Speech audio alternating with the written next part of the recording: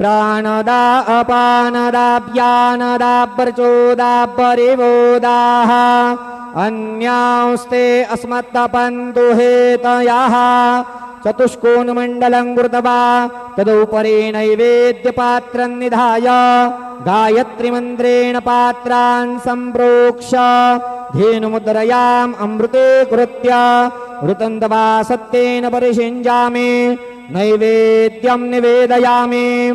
ॐ प्राणाय स्वाहा ॐ अपानाय स्वाहा ॐ व्यानाय स्वाहा ॐ उदानाय स्वाहा ॐ समानाय स्वाहा ॐ ब्रह्मणे नमः।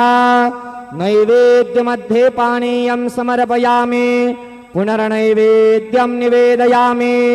ॐ प्राणाय स्वाहा ॐ अपानाय स्वाहा ॐ व्यानाय स्वाहा ॐ उदानाय स्वाहा ॐ समानाय स्वाहा ॐ ब्रह्मणे नमः। नैवेद्यं निवेदयामि हस्तप्रक्षालनं समर्पयामि मुखप्रक्षालनं समर्पयामि। सद्गुरु साईनाथ देवताभ्यो नमः। प्रार्थना पूर्वकं नमस्कारं करोमि। श्री सच्चिदानंद सद्गुरु साईनाथ महाराज की जय।